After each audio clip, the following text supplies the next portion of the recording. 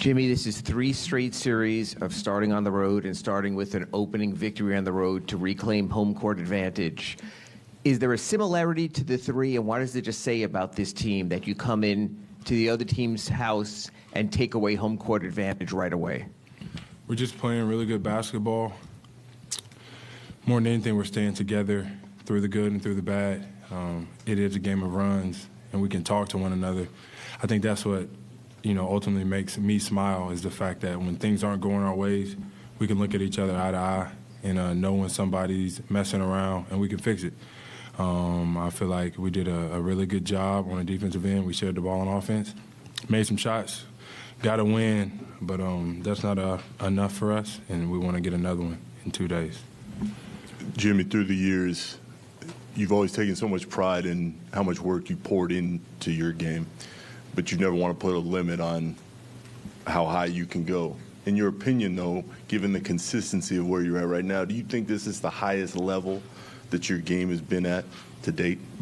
I don't think so. I really feel as though with anything in life, if you get the opportunity and you have the belief that my teammates, my coaches, Coach Pat, ownership have in me to, kind of lead the charge along with Bam right now, anything is possible. Like, I'm playing at an incredible level because they're allowing me to do so. They're not putting a limit on my game. They're trusting me with the ball on the defensive end. And I think that's what any basketball player wants. That's what anybody wants out of life, is just to be wanted, be appreciated, and just let you go out there and rock. Hey, Jimmy, Marcus Smart had 10 assists in the first half. As well as he was playing, were you kind of surprised not to see him as much in the second half?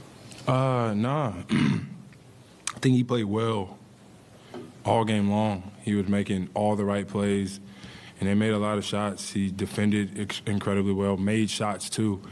I think they'll, watch film and see that they probably have to utilize him more. I would. I got a lot of respect for that guy, for what he does on the defensive side of the ball, and for sure what he does on the offensive side of the ball, because he plays his role to the T. So we're going to have to lock in on that, because 10.5 is some pretty good basketball. Right. And then, coming off of Tatum had a pretty big game in Game 7. What are some of the little things you guys try to do to throw him off his game, make him uncomfortable? Challenge, all shots. We try to keep him off the free throw line. He shot 11 of those.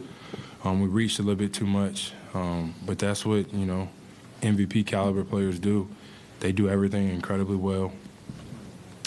He made shots. He got to the free throw line, hit the 3, mid-post transition, all of that.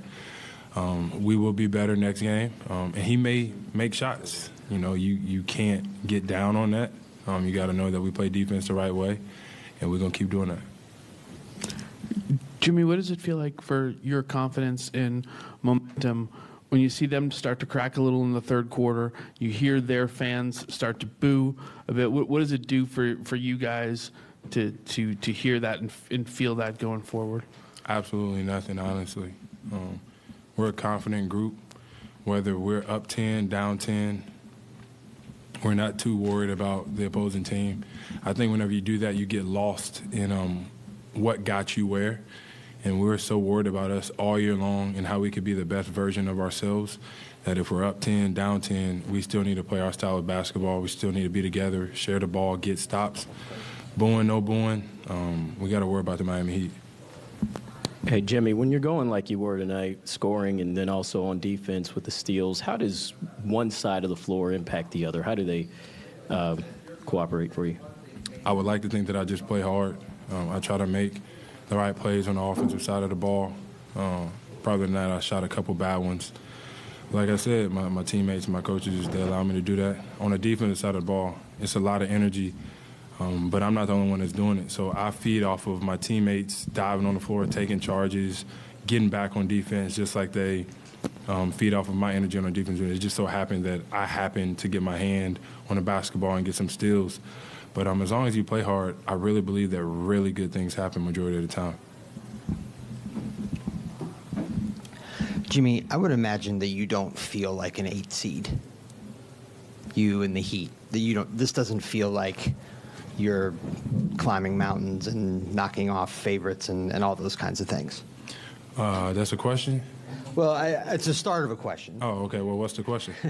Just the question is, how does this feel to you guys, what you have done so far? And if you go back all the way to that night against Chicago in the play-in, did you think then that something like this would be possible? Damn right. I did. Damn right we did. And the best part about it is we still don't care what none of y'all think, honestly speaking. We don't care if you pick us to win. We never have. We never will. We know the group of guys we have in his locker room. We know that Coach Spo puts so much confidence and belief in each and every one of us. Coach Pat as well. And so our circle's small, but this circle got so much love for one another. We pump constant confidence into everybody. And we go out there and we hoop. We play basketball the right way, knowing that we always got a chance. Thanks, Jim. For sure. Yes, one.